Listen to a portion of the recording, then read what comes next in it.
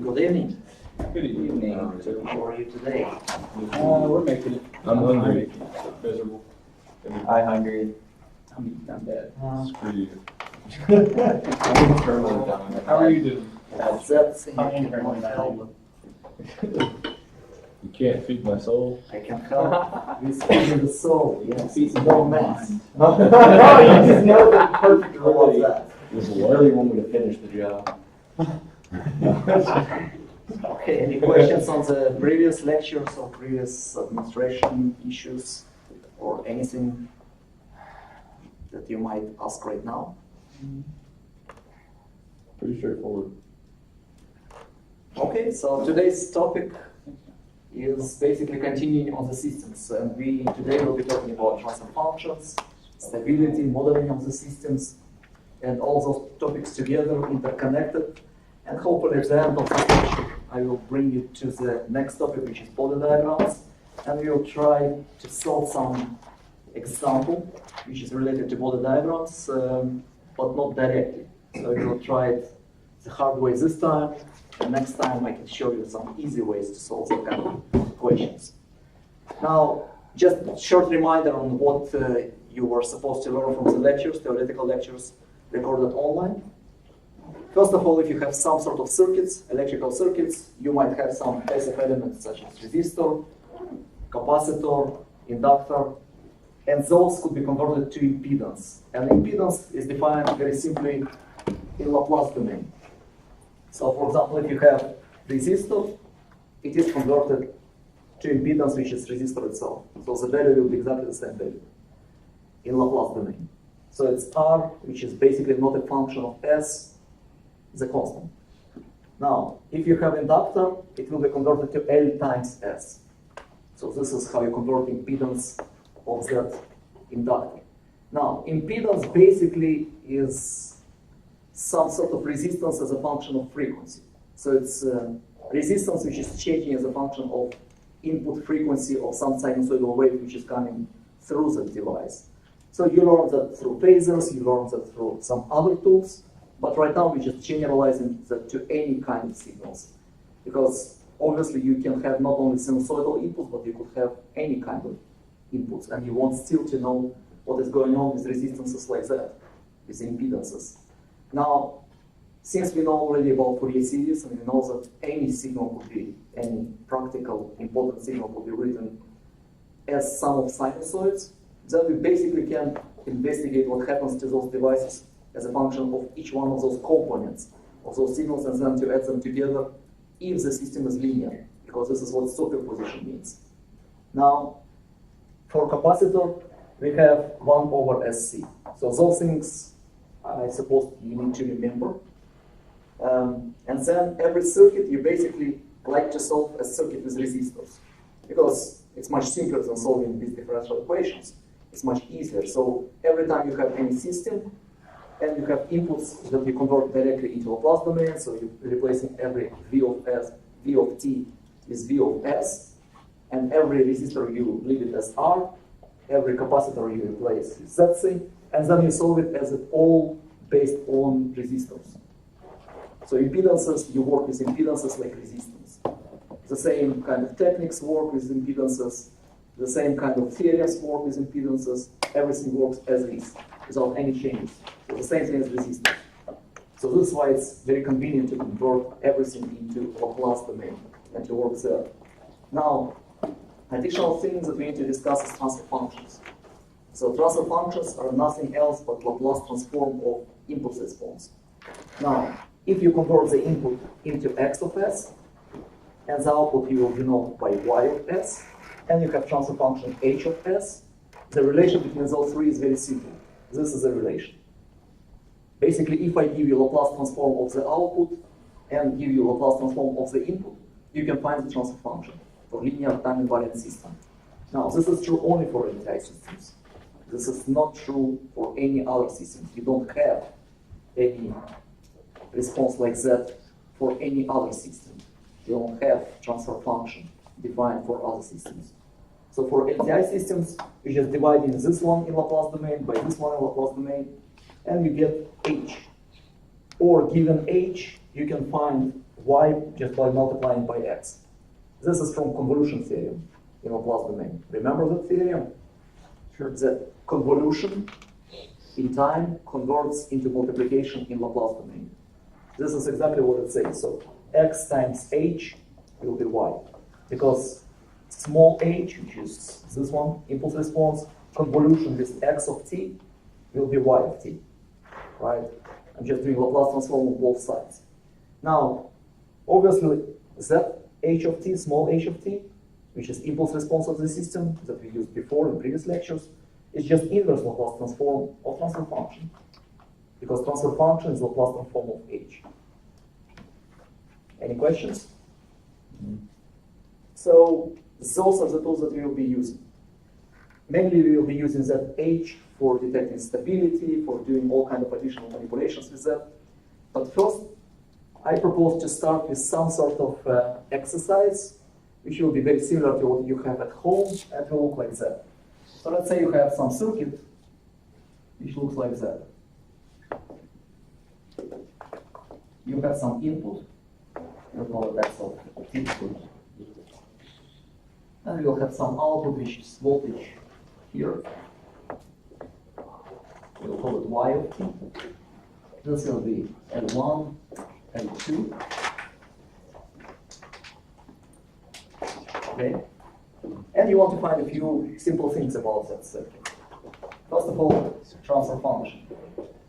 What is the transfer function between that output and that input in the circuit? This is question number one. Question number two, response to delta, which is essentially impulse response of the system. And question number three is response to step.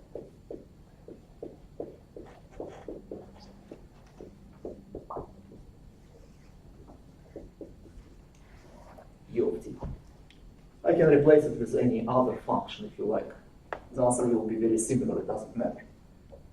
Now, I want to give you about 5 minutes. This was, by the way, a question from the test, like a year ago. Something very similar like that. Now, I want to give you 5 minutes to think about solution to that problem. How would you start working on that, knowing all of that? Okay, so take 5 minutes, you can talk, you can discuss that with your neighbors. If you want, that's fine. And this is not a graded exercise, not pop-up quiz. Just try to solve those 3 and let me know if you're ready. Yo, Adam. Any questions? I have a question. Yes. So, in this second diagram, why is that h of s when you're in the time domain? Because it's still Is it transfer still just function. a transfer? You want to put an h of t here. Those are completely equivalent because Okay.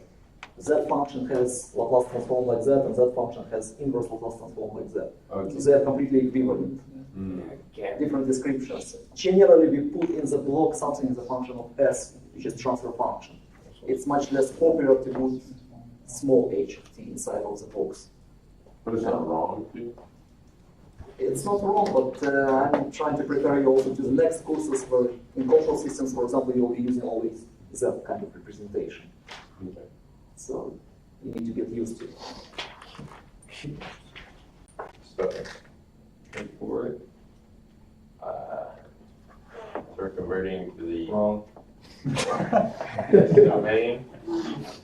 So your inductors become LS. So, and you can treat them like resistors. L1S.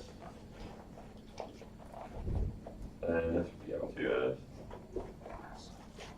And then we're looking for the voltage Y of S across this resistor. So it's just going to be a voltage divider. So Y of S equals X of S L2S over L1S plus L2S. You can factor S out of the bottom. So you get S L1 plus L2. And X of S times L2S. And I don't know if you can cancel these out, but I think you can. Okay. And so you just get this, and so you're looking for the transfer function, which is y over x.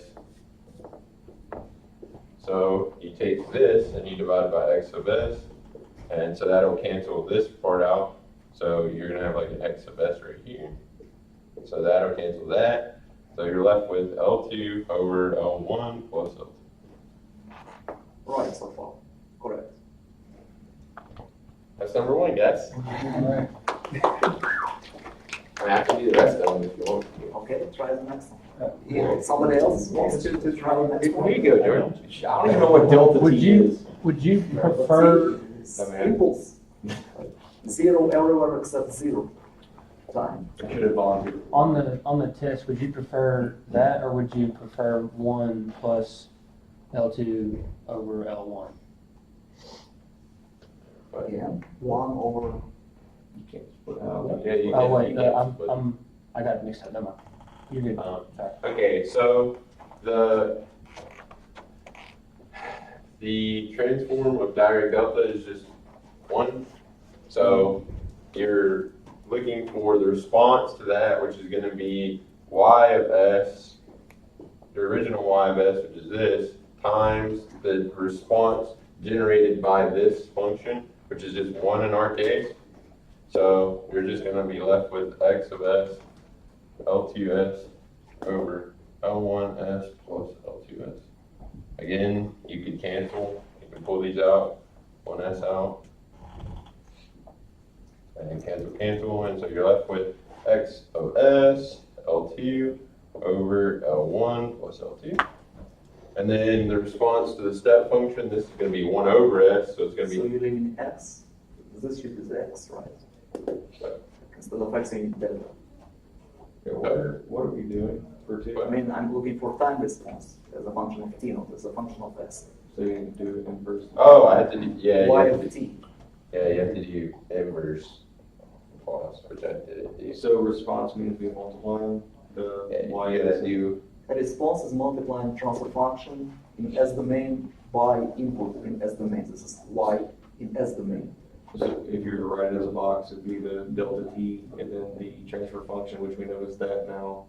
And we multiply those together to get the So response. you multiply the transfer function, so you're writing essentially that entire thing as small box. You have that h of n, right? like that. Using h of s, and then this is converted into 1 of s, right, which is delta. Right. And then this will be also h of s, as y of s. Because this is 1 multiplied by h of s Okay. in S domain. But I'm looking for y of t.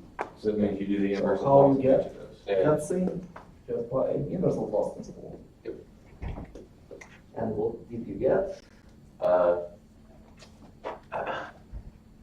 Now I'm not as confident because I didn't write it down on my paper, but,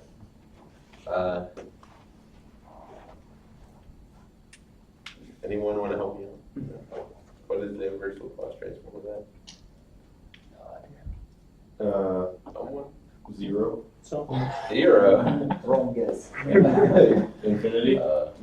No, it's not that simple. It should have some numbers in it.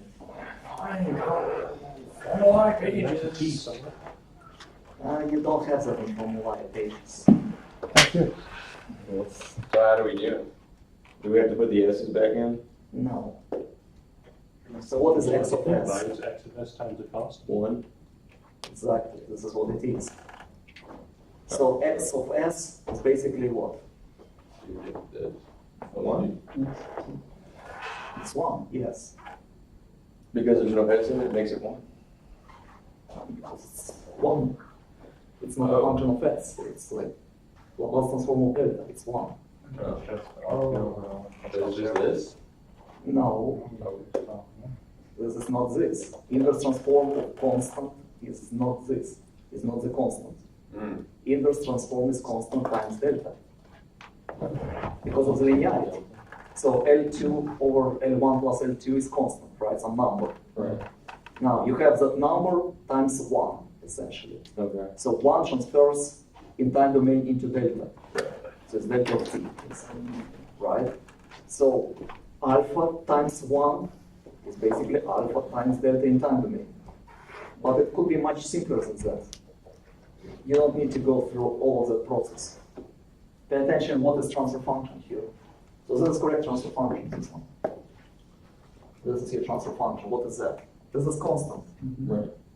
Which means the entire system has constant gain for all frequencies, the same gain.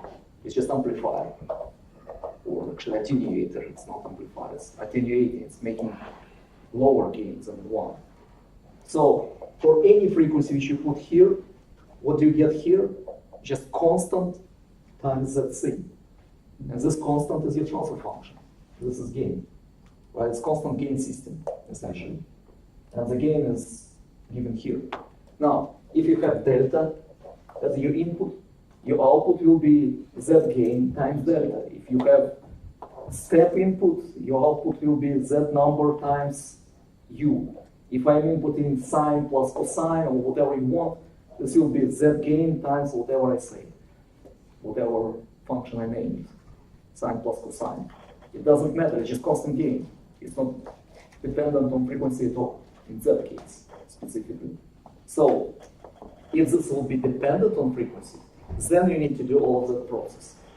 Then you need to compute multiplication to find inverse Laplace transform. You'll have multiplication of probably 2 S-domain kind of rational functions, and then you're doing all of the, if you can find it in the table, great. If you can't do that, you need the partial fraction expansion and all of that process. Okay? But in that case, it's very simple. You just have constant gain multiplying by z or multiplying by z. That's it. So you gave us the answer to number 3? Yeah. So answer number 3 is L2 divided by L1 plus L2 times U of t. Constant gain. Just multiply by number.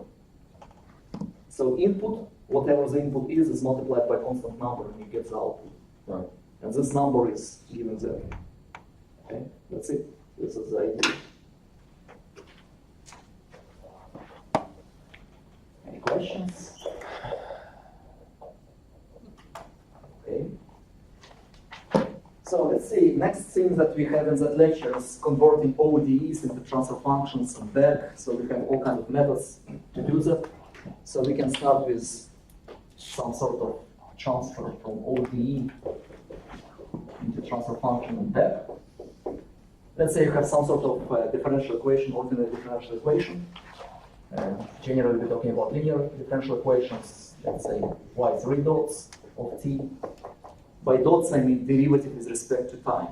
Okay, this is the physics definition. So you have third derivative with respect to time, which is dt cubed, if you like. So it's the same thing as saying d cubed, y to dt cubed. Okay, this is the notation of dots. Now, I'm just putting some random numbers, 5y 2 dots plus 3y dot minus 7y, all of them of course a fraction of t, equals maybe something like 3x dot of t plus 10x of t. Whatever. Right? Now you want to find transfer function of z from the differential equation. So some system is governed, some physical system is governed by that kind of differential equation. You want to find transfer function of that system, whatever it is. So process is very easy. You basically make a Laplace transform of the left part and then of the right part. And then everything else is just algebra. You need to remember that derivative is transformed into s times the function in s domain. Okay, second derivative is s squared times the function. Now, there is tricky thing here because it's not only s times, but also minus y at 0 plus. So initial conditions for differential equations. So those differential equations obviously have some initial conditions, right? So you have y0, y dot 0, and so on, right? So you have, remember, all those additional initial conditions that you need to start from some point to find solution to the differential equation. For transfer functions, we always assume that those conditions are 0. Okay, always. Otherwise, you cannot define transfer function. Transfer function is defined only when initial conditions 0, which is basically limiting. So transfer functions are not complete description of the system. It's description of the system with initial conditions 0 only. So they are not completely equivalent. It's important to remember that because sometimes people are making mistakes, just misunderstanding of that point. Now, if I'm making Laplace transform with 0 initial conditions, it's just multiplication by s or s squared or s cubed, whatever. So this is what we get from here. We get s cubed y of s plus 5s squared y of s plus 3s y of s minus 7 y of s equals 3s x of s plus 10x of s. Okay? Now note that those are big x's and those are small x's. Those are functions of time and those are functions of s in Laplace domain. Now everything else is algebra. All you want to find is y over x. This is what transfer function is. The transfer function is defined as y of s divided by x of s. That's how it is defined. Output divided by input.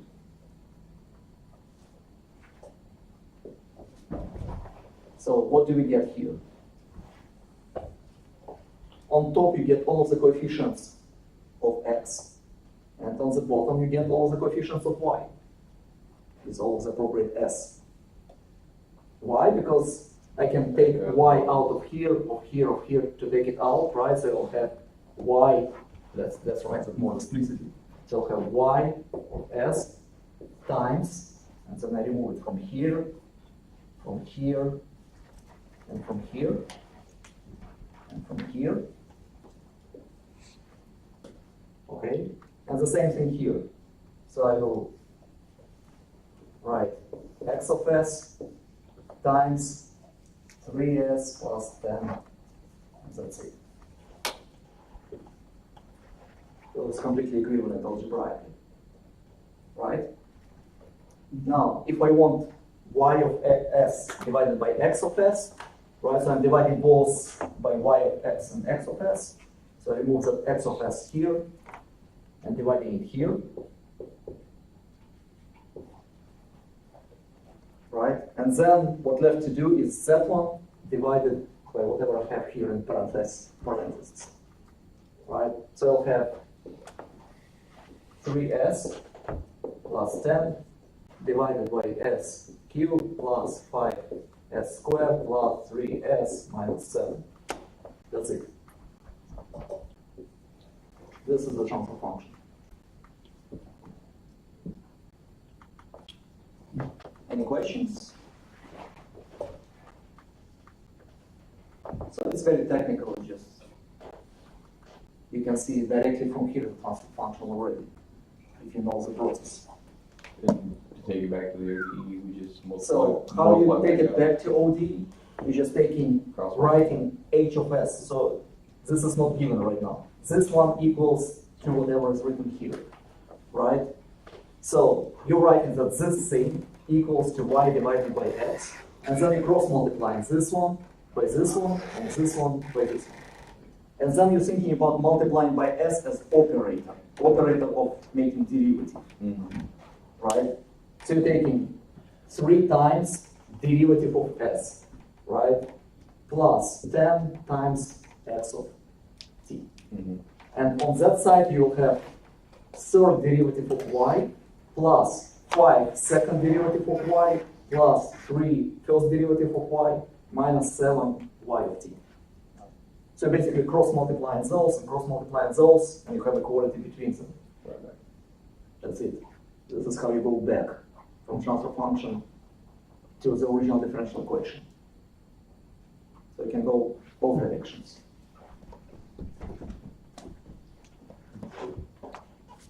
about that. Questions?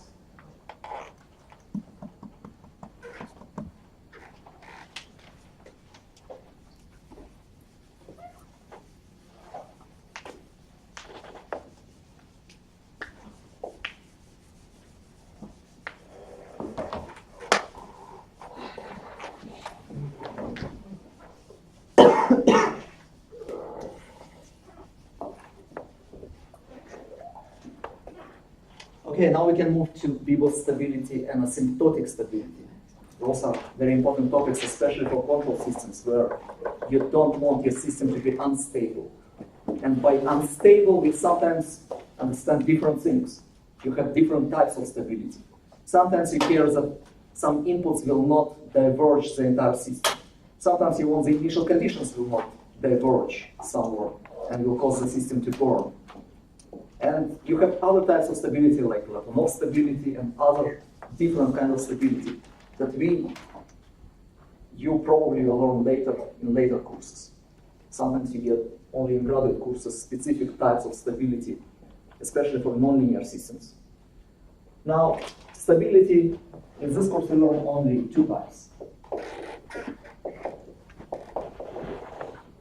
First type is Bibo stability. Bibo means bounded input, bounded output.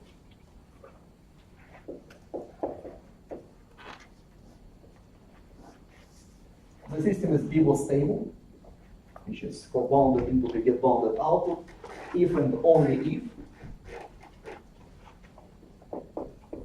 for any bounded input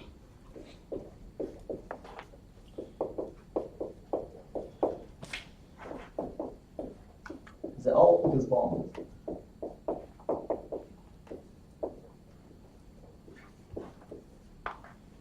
Now, what it means? It means that if you can find at least one input which is bounded, but your output is not bounded, by not bounded means it goes to infinity somewhere. Okay, so you cannot limit it with some boundaries, upper boundary or lower boundary. If you can find such one single input which is diverging the output of the system is not Bibo stable. This is what it means. Okay, so you have some system with some input, some output, you give it some sort of input which is bounded, which is not going to infinity like that or like that, right? Something like that. So bounded between two lines. And here you get something which is going like that or going like that, somewhere to infinity. Then the system is not Bibo stable. If for all inputs that you have here bounded, you get bounded output, then the system is Bibo stable. That's what it means. Okay? Now, we have nice theorem, because this definition is kind of too broad and difficult to check. Like, do you want really to check all of the possible inputs? Obviously not, right? This is not a good idea to try all of the possible inputs and all of the possible bounded inputs and to show that for all of them, you will not have any unbounded output. You don't want to do that. So theorem states something like that. Theorem states that it's Bibo stable if and only if all poles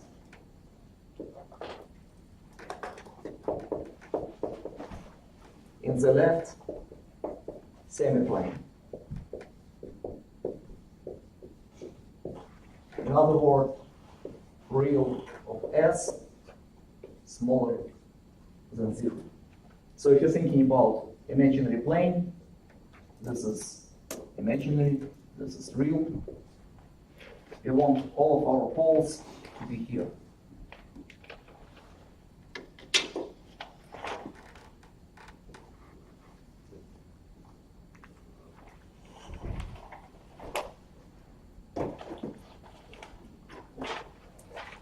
Then the system is Bibo stable. So this is stable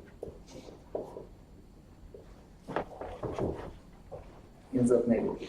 Now, all poles, you need to add some addition here.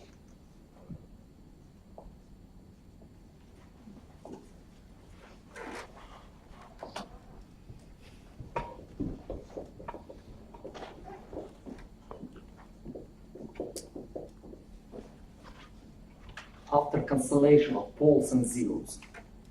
Which means sometimes transfer function might have the same pole and zero at the same point.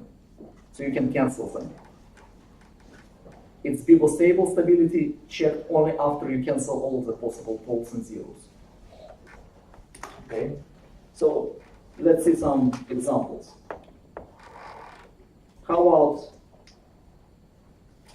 stability of integral system? So a system is doing integration, which is 1 over s. Remember, this is property of Laplace transform. 1 over s is basically transform of integration. Times s is derivative, and 1 over s is integral. So system is doing integration. Can you think about some example which will be bounded, but the output will not be bounded? For system which is just integrating the entire signal. Let's say you're putting sine wave here, obviously you'll get minus cosine wave here. This is what it does. It's doing integral of the signal. So, but both of them are bounded, obviously. Can you think about some signal which is bounded here but not bounded here after you're integrating it? Tangent is not bound. Something simple. X for 1. But x is not bounded, so input is not bounded. Like you mean like x equals t? It's not bounded, so it's not good input. This is not the input we are looking for. We are looking for bounded input, which is producing unbounded output. It's like a constant. Yes. One simple example is just constant. If you're integrating in time on the constant, it continuously grows out. Right? The area is going higher and higher and higher and bigger, right? So you put maybe step here or constant here. Here you will get something like that. This is integral of constant linear response. So this is obviously unbounded because it goes to infinity, and it goes to infinity. But this one is bounded, which means for bounded input you get unbounded output. And this is not stable system. Now, how about derivative? System which is doing just derivative, which is multiplication by s essentially. So can you think about some input which is bounded, but the output is not bounded? Derivative of x. Of what? I don't know. So what kind of signal as a function of t? You can think of that the derivative is unbounded, but the signal itself is bounded.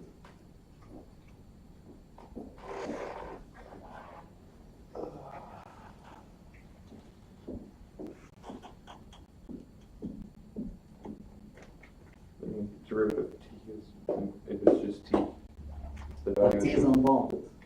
But if you So input is unbounded. You cannot, like, derivative of t is actually bounded. right. Because if you make derivative of t is constant, it's 1. Right, that's bounded. that's what you're talking about. No, I'm talking about the vice versa problem, where you have bounded input but unbounded output. Like some function of t which is bounded, like sine of t or something of that kind, but the output of the derivative of that function is going to infinity.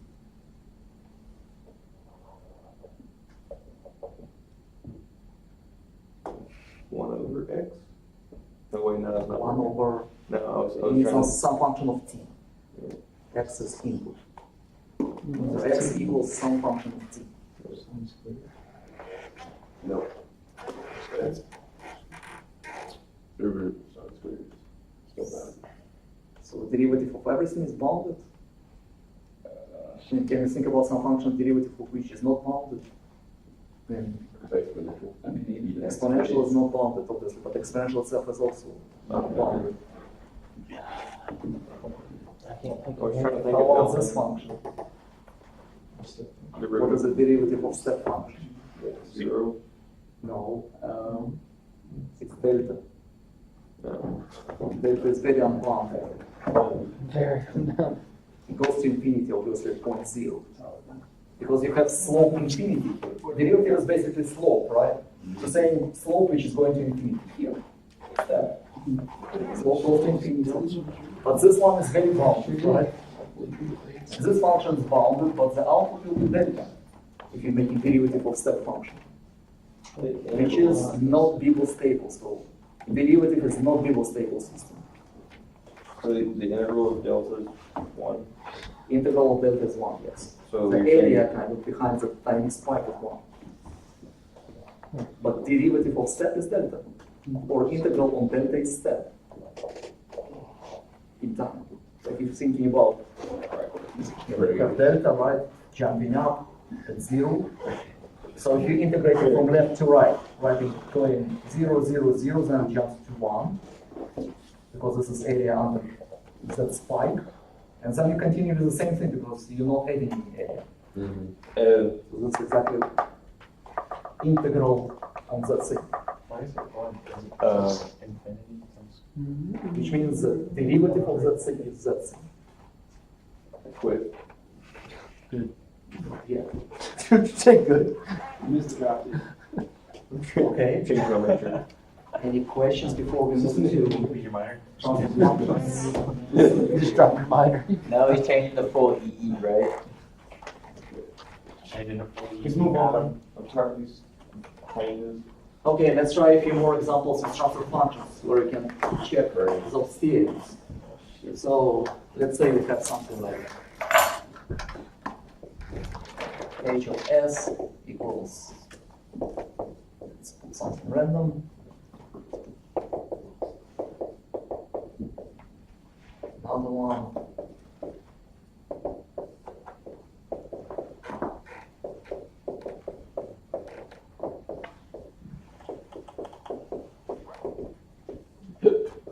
Plus it.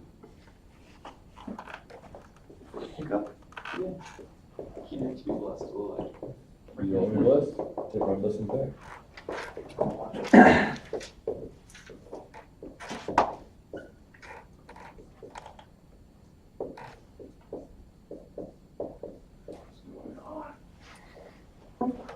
Few examples. So let's try to understand where the poles are. So poles are basically roots of the denominator. Right? Negative. So where will be those roots? -1 and Negative 1 and negative 3. Are they with real negative? Yes. Yes. So this is Beagle stable.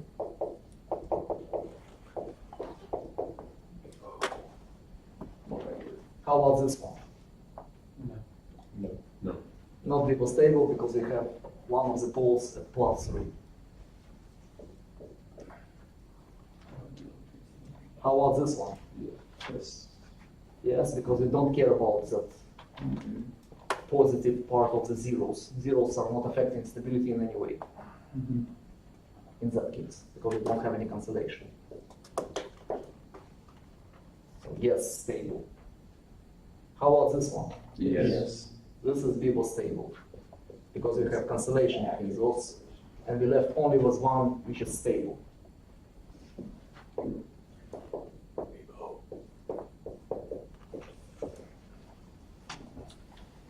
Now we have also asymptotic stability, which is very similar to the previous one in one way, and very different in another way. So look, before that, we said we have some system, let's say h of s. We have some input, some output. For Beagle stability, we assume that basically initial conditions here are 0. You have initial conditions. We assume always when we work with transfer functions, initial conditions 0, but system itself has different initial conditions, right? So it might have any initial conditions. Maybe angle of the motor, initial angle of the motor, or maybe some initial current on the capacitor, or it could be all kinds of things. But we assume that it is 0 for Beagle stability. We don't care if you have any initial conditions, right? And we're saying if this one is bounded, this one bounded for Beagle stable systems. That's what we say. Otherwise, it's not Beagle stable. Now, for asymptotic stability, this is completely different question that we are asking about stability. What will happen if you have any initial conditions here and 0 input? which means you don't have any input at all. You put in zero, constant zero voltage here or whatever. Zero signal in time. But you have some initial conditions which are not zero. So your system starts from some specific angle or starts with some specific voltage or something like that. Will that system converge to zero after a while? This is the question. If it will, this is asymptotically stable system. Which means when t goes to infinity, you start with some initial conditions. Obviously, y will not be zero initially, if it is not zero. Right, so it will start somewhere, and then it will die out to zero when t goes to infinity. So we want it to be. So you'll have some transient Okay. response Right. from the initial conditions, it will change somehow, and then it will die out and get to zero level. And obviously, after a long enough time, it doesn't matter because you have here zero, right? So you don't want from those initial conditions that system to diverge somewhere, to go to infinity, and to burn somehow. This is asymptotic stability. So it looks like they have nothing in common. Basically, we're asking completely different question about stability, different kind of stability. So people stability about relation between inputs and outputs. Asymptotic stability is about relation between initial conditions and outputs. And here we requested that will go to zero, and there we requested that will be bounded. So kind of nothing in common. But there is one theorem which is in common. Very, very similar theorem to this one. The system is asymptotically stable if and only if exactly the same thing but without that. Before cancellation. Before cancellation and not after. This is the only difference. The system is asymptotically stable if and only if before cancellation all of the poles are stable. This is the only difference, which is very surprising actually, that they have that kind of close relation. So let's try for those. This is obviously asymptotically stable. This is obviously not asymptotically stable because you have, again, pole at +3. This is asymptotically stable. This is not asymptotically stable. Why? Because you're checking that before cancellation. So this is not a asymptotically stable system. And for some initial conditions, this system will diverge. You'll get to infinity. And this is why in control systems, you hate to cancel those kind of zeros. You cannot do that. Physically, your system will not work stable. I mean, it will not be stable really, because you always have some initial conditions. And you never control those initial conditions. I mean, almost never. So it just starts with some angle of your motor or some voltage which is on capacitor. You cannot control it really. Sometimes you can, sometimes you can't. So it's not a good idea to design your system based on cancellation of unstable poles and zeros. It's really horrible idea. You never want to do that. This is why, because it's not asymptotically stable to do it. It's people stable, so it will provide some oscillations maybe. But in most systems you don't, like stable systems, you don't want even oscillations to happen. You want the system to get to some specific level of voltage, for example, and not oscillate around. You don't want generator in feedback systems. Okay, so this system will not be asymptotically stable in that case. But you're using very similar theorems and try to pay attention to the difference because sometimes people are making mistakes just in that small thing, just not noticing that after cancellation or before cancellation. Any questions?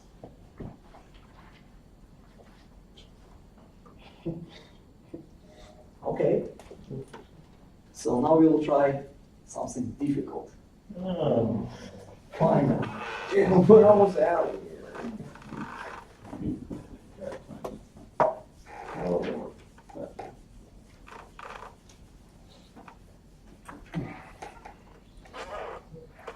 Sometimes I'm showing difficult things just to show next lectures that you learn something important because it makes your life much easier than doing all of that process that I'm showing you now.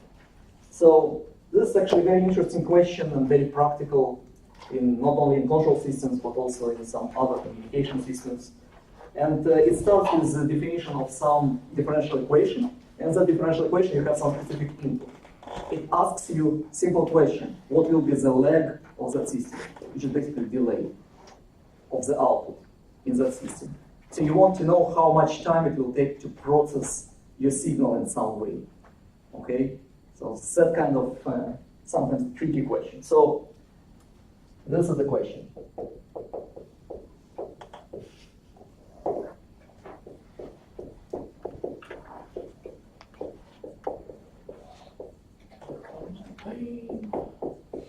The system is stable. And it's given by some differential equation. So differential equation will be like that. Y dot of t plus 3y of t equals twice x of t. Simple differential equation of first order, very easy to find transfer function. And the input is given. X of t is sine of 3t. So it's sinusoidal input, moving like that. Since the system is stable, we expect the output not to diverge, obviously. So it will be oscillating equally, right? What do you expect to see the output of that system, given, say, zero initial conditions? How it will look like?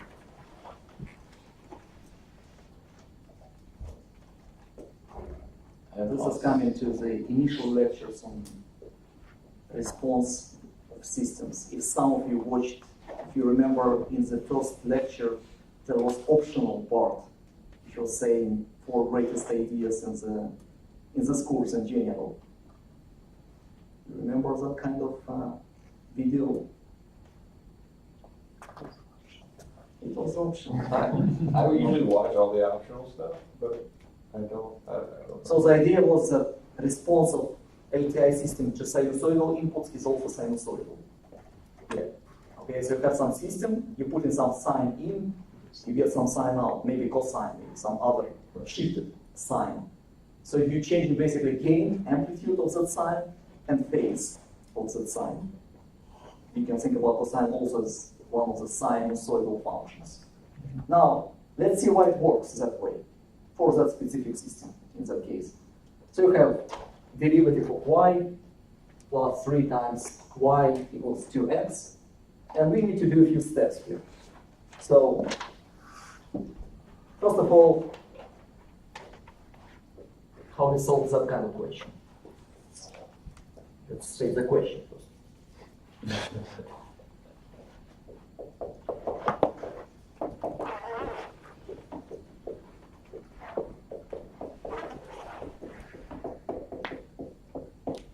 You want to find the delay, lag of the output, for that specific input.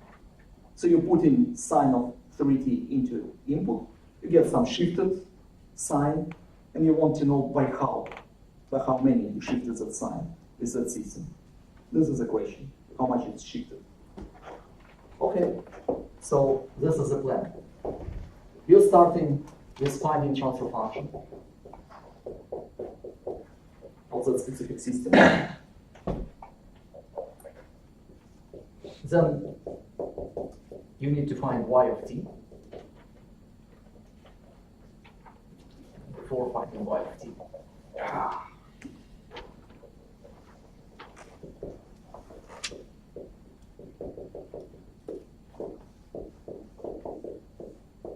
And those two steps are coming basically together. Identify periodic output response.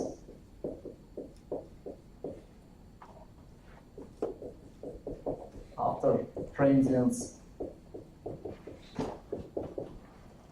are over. Which means initially it might have some transient response, not exactly sinusoidal, but it will die out because the system is stable. And after a while it will be just sinusoidal wave, which is shifted compared to the original one. So you need to identify which part of that response will correspond to that shifted sine wave. And then you find in y of t, computing actual response.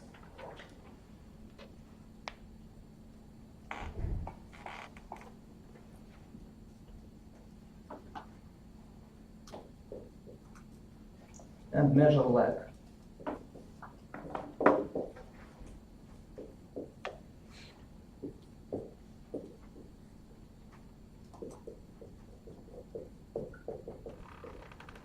By comparing sine 3t,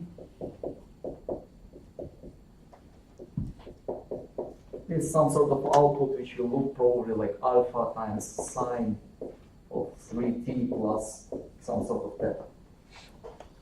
So you will be looking for that thing.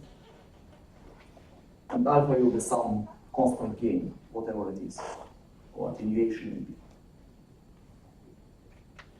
So this is the plan.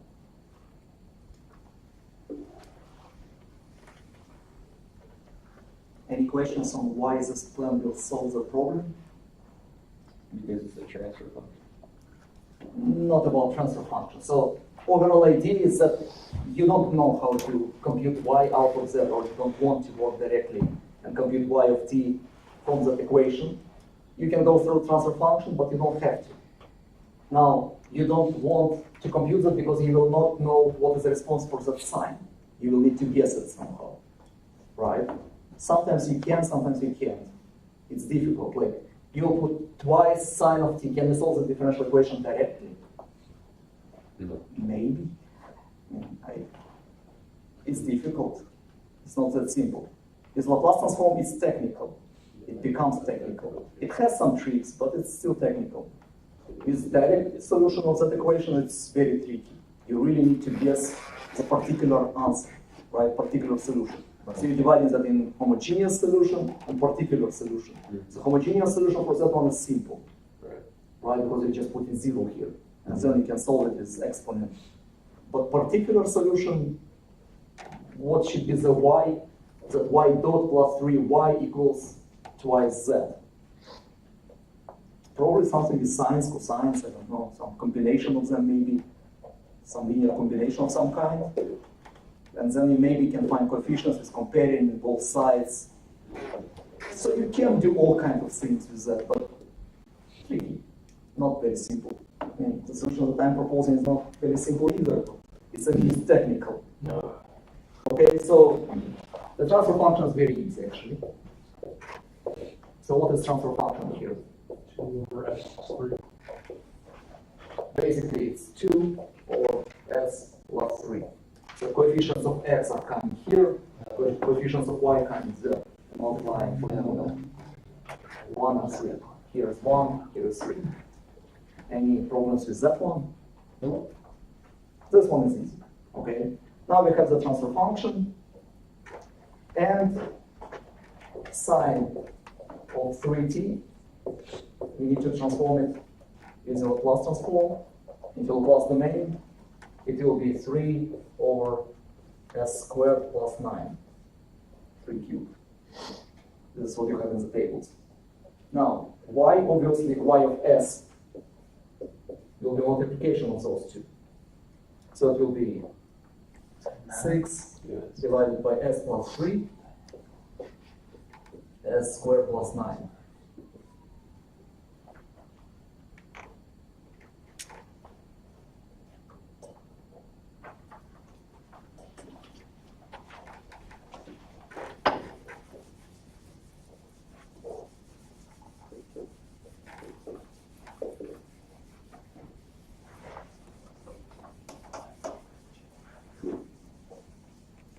Squared. So this is sine omega t is converted into omega divided by s squared plus omega squared. Omega is some plus omega 0. Okay, or I think in the table you have a. You have something like that. You have the sine of at is transformed into a divided by s squared plus a squared. Something like that. This is what you have in the table. So a in that case is 3. Okay, now what? So we have our y, and we want to find inverse Laplace transform. So or you find it in the table, but you don't have that in the table, unfortunately. So you need to make long work, and then to write that 6 divided by was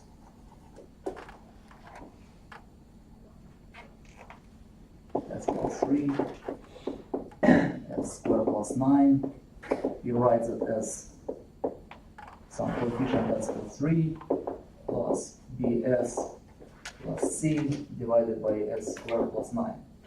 Obviously, s squared plus 9, we cannot find any real roots. It's only complex roots in that case. So you have to use that kind of first order polynomial with two coefficients, which are known. So let's find common denominator, which will be exactly the same as here.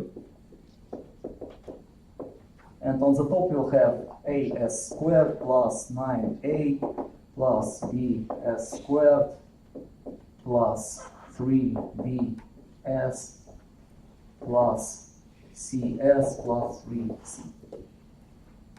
Okay. Now we have system of three equations. As always, so we have s squared here and s squared here, so a plus b equals to what? Comparing coefficients to this one. So this is coefficient of s squared here and that, a plus b. What is coefficient of s squared here? 0. You don't have any s squared here. Okay, coefficient of s, so it's 3 times b plus c, right? This one and this one. We don't have any other s. Equals to what? Do you have anything with s here on the top? No, so it's also 0. 3 coefficient 9a plus 3c equals what?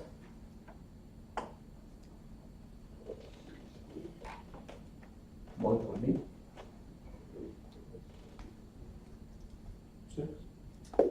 6. Okay. We can cancel a little bit to make it simpler. But essentially a equals minus b from the first one. So 3b, let's put it the other way around, it's easier. B is minus a, so minus 3a plus c equals 0, which means that basically c equals 3a. Right? So here we can write this one. We can write dividing by 3. It's 3a plus c equals 2. Right? Now we get 3a is c. So it's twice c equals 2. C equals 1. And then a equals 1/3 and b equals minus 1/3. Correct?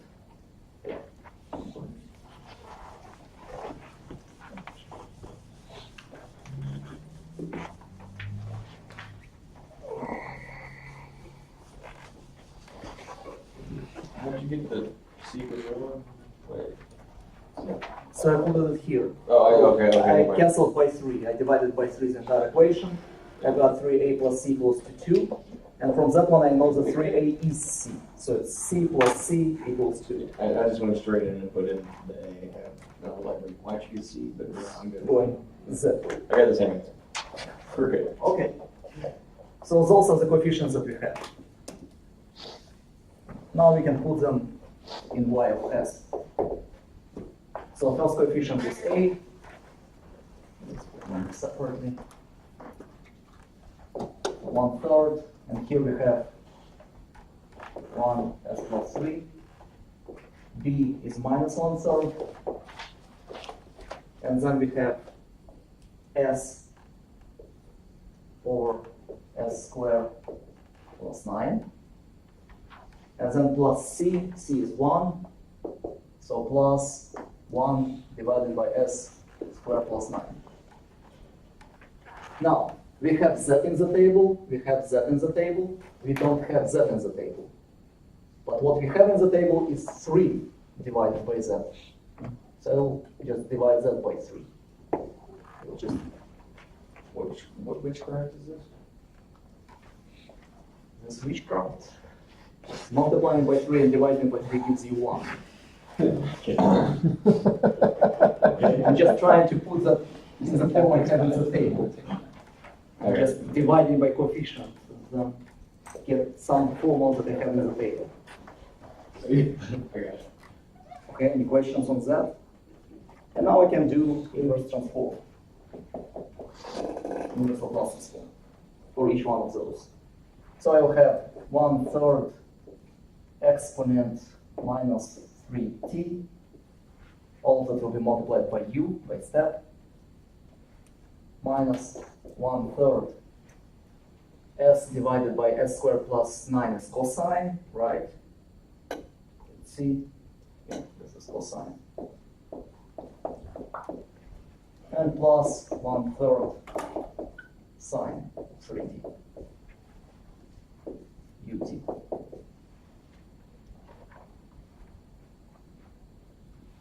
So I can simplify a little bit even more.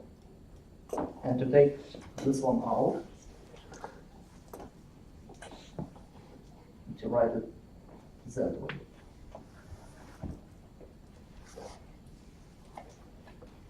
So 1/3 is common for cosine and sine. Now, from now on, this is starting to be really tricky. And this is real trigonometry now. Really strong, difficult trigonometry. Because what I want to do is to get something plus sine or something plus cosine. And this is not what I get. So something I still have, that thing which is kind of dying out to 0, right? So this thing will go to 0 when t goes to infinity. So this is transient response. But this one is basically a combination of sine and cosine. What should I do with it? And this is where it starts to be tricky.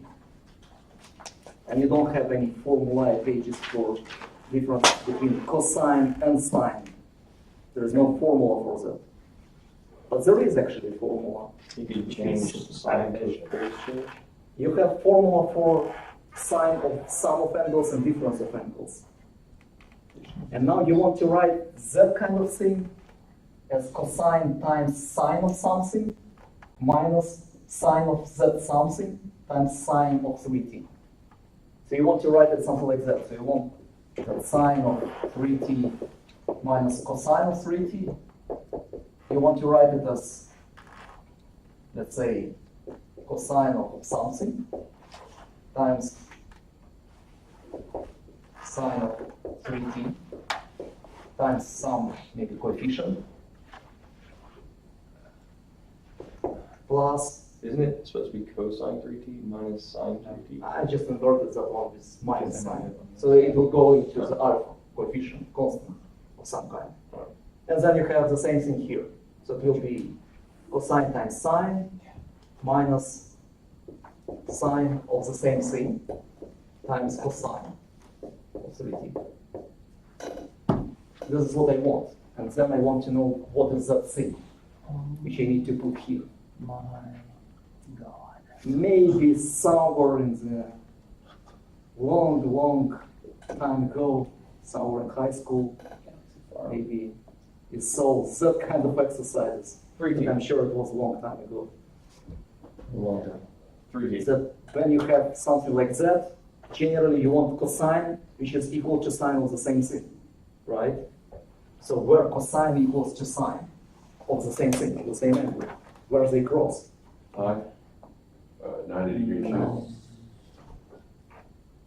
45 degrees. 45 degrees. That's It's one. like pi, quarter of pi. Quarter of pi. This is the angle. That's what I meant. I swear.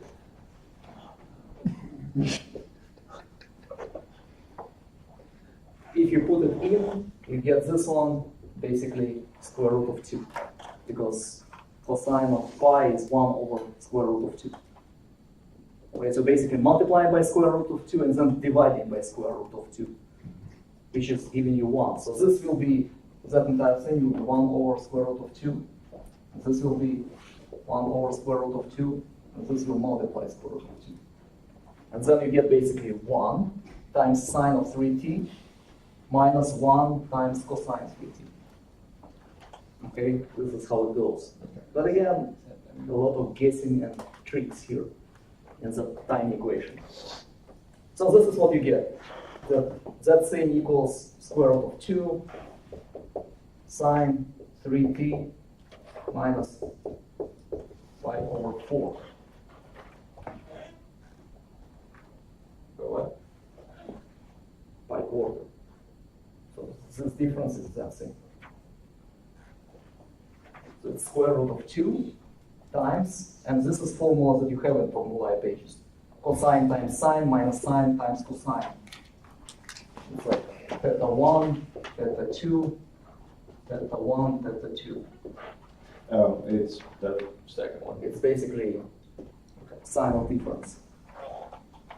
Okay. So you get the tricky thing as single sign shifted by pi force.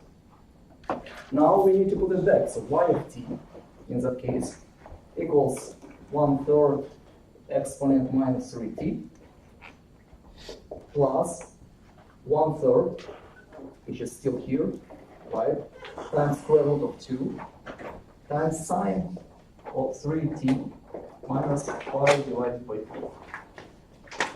And u of t. Almost done. What do you mean almost done? Now, so what is the leg that we're looking for compared to sine of 3t? So this one we ignore because it's a transient response. And this is the actual output after t, which is far, far away in the future. Right? So it's something times sine of the same 3t, the same frequency, but shifted by pi over 4.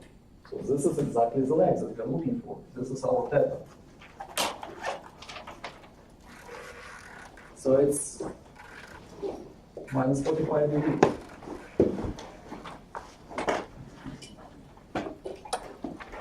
That's it. I hope it was really, really hard. Because next time I will solve it in one line, all of them. You just like hitting us in the head with theoretical facts, or figurative facts. So even if you didn't get all of those details here, it doesn't matter that much. Next time again, we'll solve all of them in one line. That gave you a good mind.